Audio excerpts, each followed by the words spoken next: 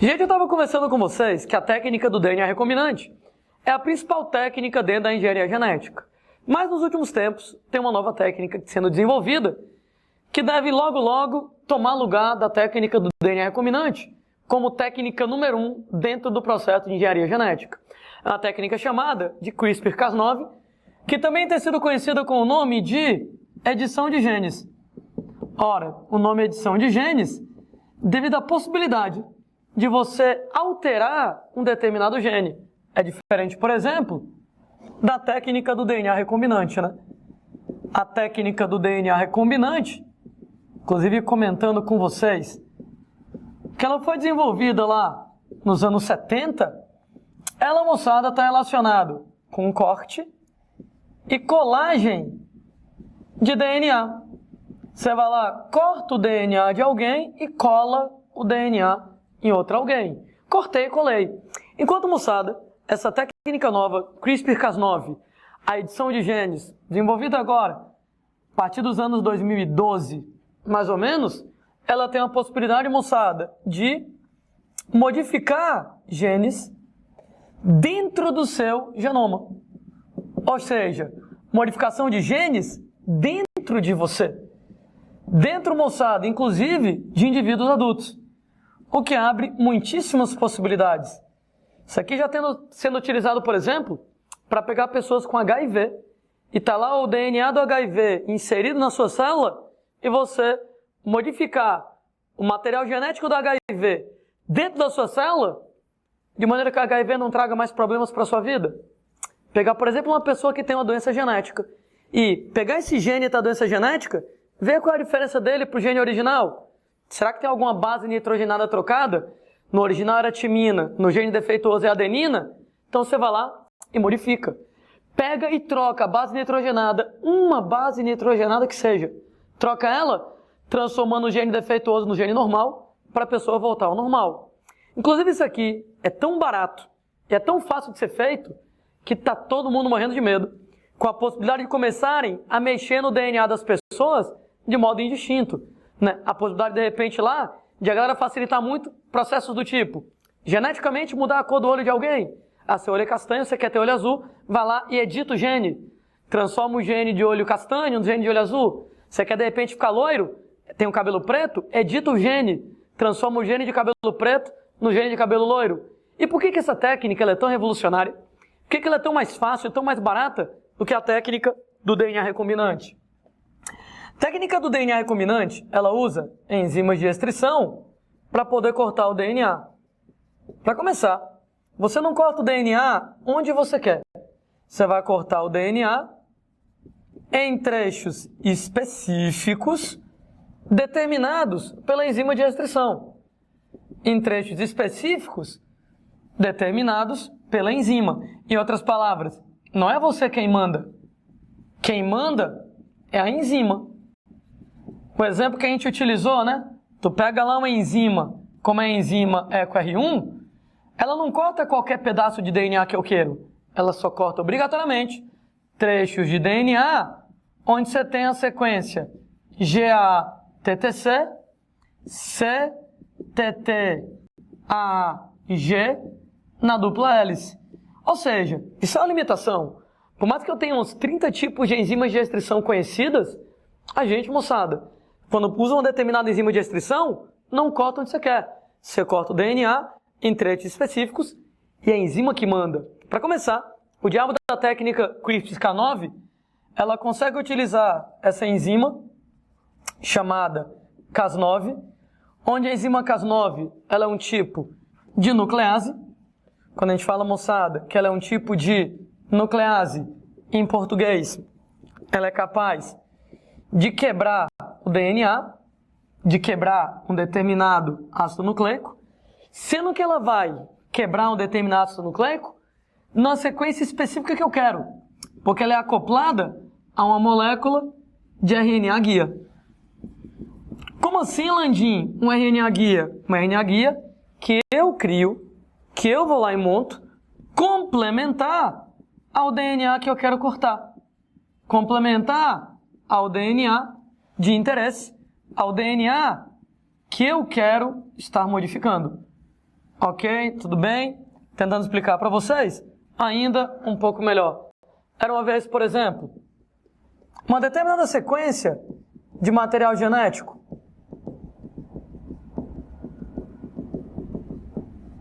Por exemplo, estou colocando aqui mais ou menos de maneira aleatória para ver se eu mostro para vocês o que me interessa.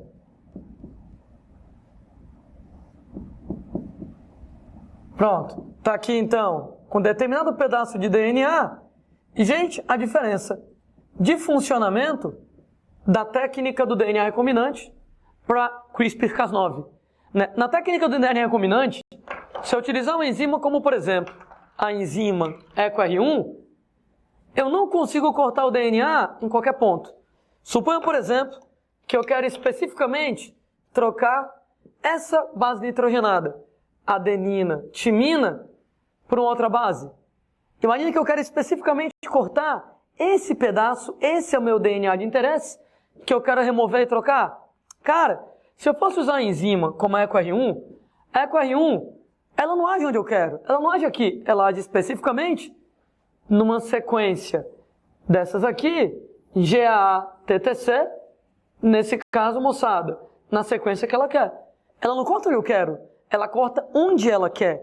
Enquanto, moçada, que quando a gente trabalha com a enzima Cas9, ela, moçada, é acoplada a uma molécula de RNA guia, e o RNA guia complementar ao DNA que eu quero cortar.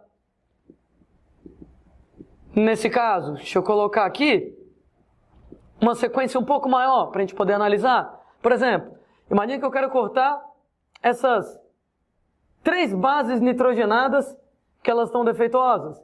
Daria para você trocar só uma. Mas para poder chegar e colocar um exemplo um pouco mais rico, deixa eu colocar aqui 3 bases.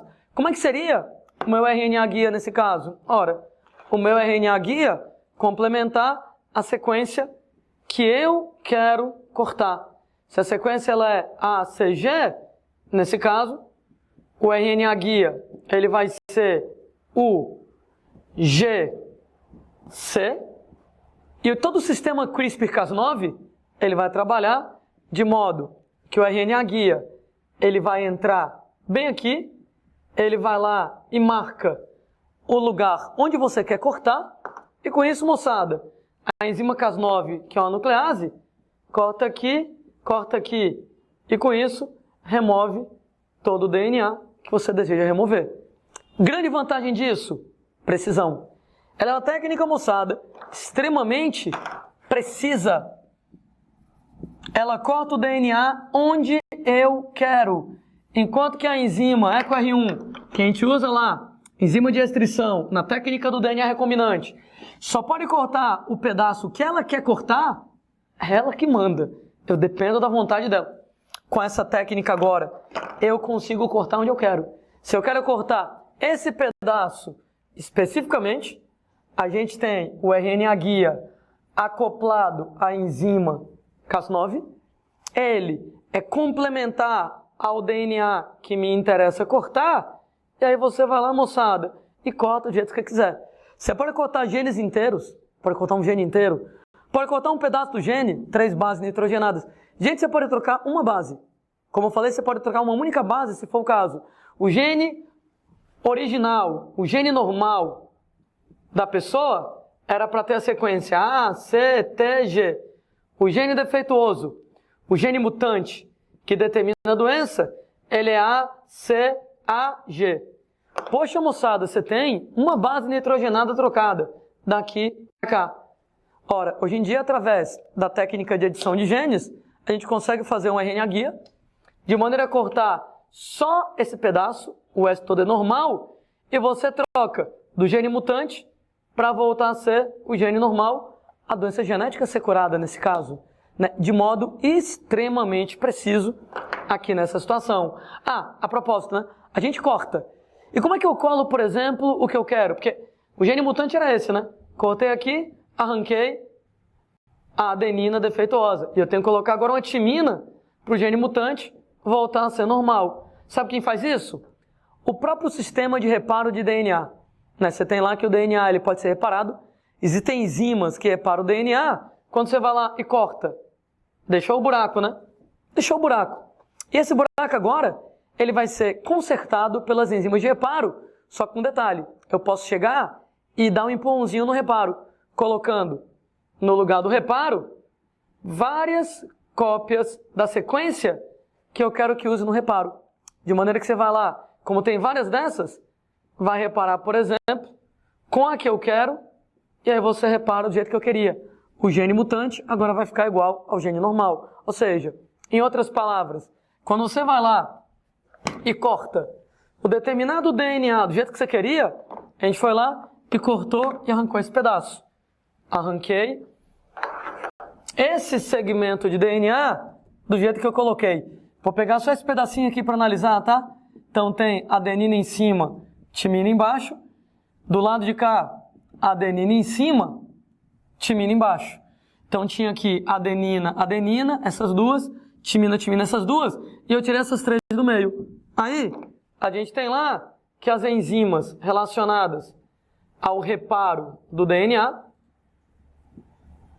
elas consertam o DNA, corrigem o DNA com o trecho que me interessa. Com o trecho de DNA que eu quero adicionar, que eu quero modificar.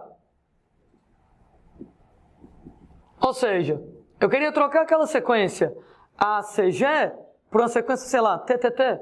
Então ele vai lá e corrige com a sequência que eu quero, do jeitinho que eu quero, e agora, moçada, a sequência está mudada.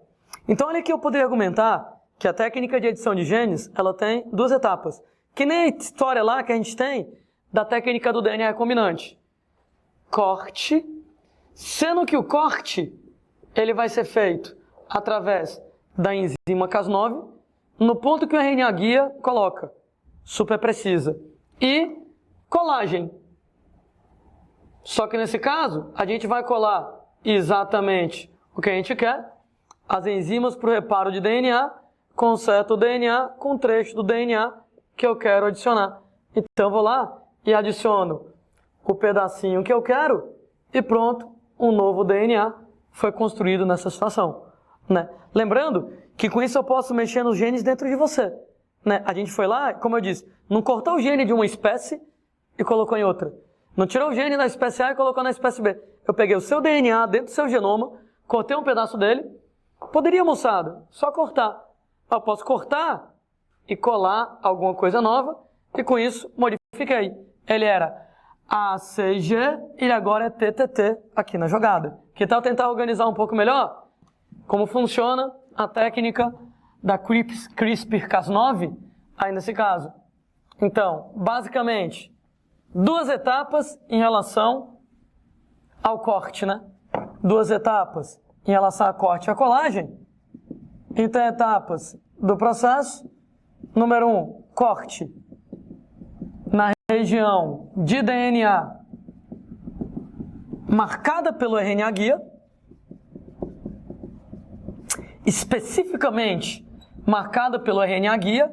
Então, o RNA guia complementar ao DNA de interesse, complementar ao DNA que eu quero modificar, que eu quero cortar, que eu quero remover, que eu quero mexer com ele.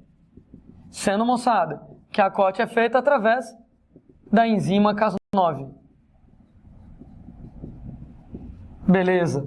E, moçada, num segundo momento, a gente tem lá a colagem de DNA novo, exatamente através das enzimas do sistema de reparo de DNA, as enzimas que consertam o DNA, sendo que a gente pode, como eu falei, adicionar sequências, que exatamente são sequências que vão ser usadas pelas enzimas para poder corrigir o DNA, para consertar o DNA. Ou seja, a colagem do DNA pelas enzimas de reparo de DNA com o trecho de DNA que se deseja adicionar. O DNA que eu desejo acrescentar. Como eu estava comentando, as grandes vantagens disso aqui, ela é mais precisa, muito mais fácil, muito mais barata, um custo bem menor aqui na conversa. Inclusive, eu diria que é o ápice da nossa história a respeito lá de engenharia genética. Né? Se você colocar as coisas mais modernas, as ideias mais modernas, a técnica CRISPR-Cas9, ela é exatamente a técnica principal. Né? Você pega, por exemplo, lá, por enquanto, né, o ápice da nossa conversa. A gente coloca uma espécie de histórico relacionado com engenharia genética. Né? Claro que ninguém tem que saber isso aqui de maneira decorada, mas para você ter uma ideia do que é que já foi feito e quando foi feito. Em 1972, a gente tem lá que Paul Berg, ele vai lá e fabrica o primeiro DNA recombinante da história da ciência. Ou seja, um DNA recombinante é o DNA que é a soma de DNAs de origens diferentes. Né? Como é que ele fabrica lá? Esse primeiro DNA recombinante, ele vai lá e soma o DNA de um vírus chamado de Bacteriófago lambda, um tipo de vírus que ataca a bactéria, o bacteriófago lambda, ele vai ser então somado com o DNA da bactéria Escherichia coli. Gente, é a primeira vez que alguém consegue chegar e colar DNAs de origem diferente. Então, peguei o DNA do bacteriófago lambda, DNA da bactéria Escherichia coli, somei os dois, a gente tem lá o primeiro DNA recombinante aí da história. No ano seguinte, 1973, dois pesquisadores chamados Cohen e Boyer, inclusive, a galera vive brigando para ver qual é o marco inicial da engenharia genética, né? Da tecnologia do DNA recombinante. É com Berg ou com Cohen e Boyer? Né? Esse aqui é o primeiro DNA recombinante, mas Cohen e Boyer vão lá e fabricam o primeiro organismo geneticamente modificado, o primeiro organismo transgênico da história. Ele vai lá e fabrica uma bactéria Escherichia coli. Escherichia coli é muito utilizada porque ela é uma bactéria muito conhecida, muito estudada, e com genes de sapo. Pela primeira vez alguém vai lá e coloca genes de uma espécie em outra espécie. Gente, quando a moçada fez isso pela primeira vez, abriu-se todo um novo mundo em relação à engenharia genética. Tanto é que a moçada ficou um pouco com o pé atrás, né? Com medo, oh meu Deus, o que é que vem agora? O que é que dá para fazer? O que é que não dá para fazer? Somente 10 anos depois, 1983, surge lá a primeira planta transgênica. A moçada vai lá e produz uma planta de tabaco com genes para resistência a antibiótico. Né? A possibilidade de você ver plantas transgênicas, então elas surgem lá na década de 80. Em 1985, desenvolvimento da técnica de PCR, reação de cadeia de polimerase, para poder clonar o DNA de maneira eficiente. Então aquela técnica lá de clonagem de DNA in vitro, clonagem de DNA em tubo de ensaio, o que acaba facilitando toda a nossa vida daí para frente. Já começou a baratear o custo de tudo a partir de então. Em 1986, a gente tem o surgimento da primeira bactéria com genes humanos. Né? A moçada vai lá e desenvolve bactérias com genes humanos para a produção de insulina. Ou seja, aquela historinha lá de ser utilizado no tratamento de diabetes aqui na história. Em 1987, começa a plantação de transgênicos em larga escala nos Estados Unidos. Essa plantação de transgênicos em larga escala, né, ela começa lá nos Estados Unidos, principalmente uma planta que é a soja resistente a herbicida, que nem lá a soja RR funciona. Então, soja resistente a herbicida. Em paralelo a isso, a moçada começa a desenvolver técnicas como, por exemplo, terapia gênica, né? Daí, em 1990, a primeira cura genética, exatamente através do desenvolvimento do tratamento da doença da bolha, através lá da técnica ex vivo, aquela que a gente escreveu para vocês, tira as células da medula óssea, aplica o vírus, devolve lá as células já modificadas, e é a cura da menininha lá, que tinha a doença da bolha. Né? A gente tem lá, em 2005, dei um salto aqui, né, de alguns anos no tempo, nós temos a liberação definitiva de transgênicos no Brasil. Estou colocando liberação definitiva de transgênicos no Brasil, porque a gente vai e volta várias vezes, tá? A galera vai lá e libera, aí depois proíbe de novo, aí libera e proíbe de novo. Somente em 2005, com a promulgação da Lei de Biossegurança, é que você libera definitivamente os transgênicos aqui no Brasil. Né? A gente tem lá, em 2012, o desenvolvimento da técnica CRISPR-Cas9 para poder fazer a edição de genes. Então, a técnica da CRISPR-Cas9 para poder modificar os genes daquele jeito que eu estava descrevendo.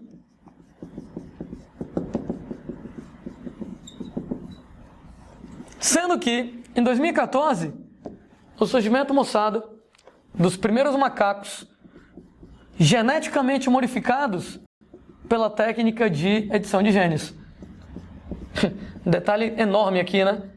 Se você modifica macaco para modificar pessoas, é o de menos. E aí, em 2017, os primeiros embriões humanos modificados pela técnica de edição de genes, esses embriões, eles foram alterados em 3 genes para corrigir doenças genéticas. Ou seja, a galera pega embriões de clínicas de fertilização, que a moçada detectou que esses embriões tinham defeitos, que esses embriões tinham lá problemas genéticos, e a galera vai lá e corrige os problemas genéticos. Né? Suponham, por exemplo, lá, como eu estava comentando, que o gene normal para a pessoa ter era uma sequência mais ou menos assim, e o gene que o indivíduo tinha, ele era mais ou menos desse jeito. Então, tem essa falha aqui. O que a moçada faz? Vai lá e pega um determinado RNA guia, complementar ao trecho que eu quero cortar, acoplado à enzima Cas9, corta onde tem que cortar, remove o pedacinho defeituoso, coloca a moçada no sistema de reparo de DNA o correto, e o resultado é que a gente vai lá e passa até o gene igual ao normal. Só que esses embriões não chegaram a ser colocados no útero de ninguém. Isso aqui foi feito na China, a moçada foi lá, modificou o embrião, mas não chegaram a se desenvolver em bebês, né, que nasceram. Mas, em 2018, também na China, o nascimento dos primeiros bebês nascidos com a técnica de edição de genes, modificados pela técnica de edição de genes. Um cientista chinês, ele, moçada, de maneira irresponsável. Sabe por que eu digo que é irresponsável? Eu estava comentando que é antiético mexer com humanos. O cara pegou embriões saudáveis, bebês que iam nascer saudáveis, e mexeu no bebê. Vai, moçada, que tem alguma coisa imprevisível que a gente não estava esperando, que esses bebês podem ter algum problema de saúde. Aparentemente eles nasceram saudáveis, né? Mas vai que daqui a algum tempo eles manifestam algum problema. Ou seja, extremamente arriscado e antiético o que o chinês fez. Só que na legislação da China não tinha nada proibindo, então ele foi lá e fez. E aí já mudaram a legislação proibindo se mexer nisso até que novas pesquisas sejam feitas. Agora, o que é que o cara fez com os bebês? Um negócio mega foda. O cara foi lá e colocou nos bebês um gene para resistência a HIV. Existem pessoas que são naturalmente resistentes a HIV. Nas aulas de vírus no futuro, a gente conversa sobre como isso funciona. Então, tem pessoas que são geneticamente resistentes a HIV. Ele pegou 2 bebês, modificou o DNA dos embriões, para que o DNA do embrião agora acrescente o diacho lá do gene para resistência contra HIV. Era uma vez, moçada, o DNA do moleque, e aí ele vai lá, quer enfiar o gene pré-existência ao HIV em um determinado pedaço desse DNA. Suponha que eu quero colocar esse gene pré-existência bem aqui nesse pedaço. Faço o meu RNA guia.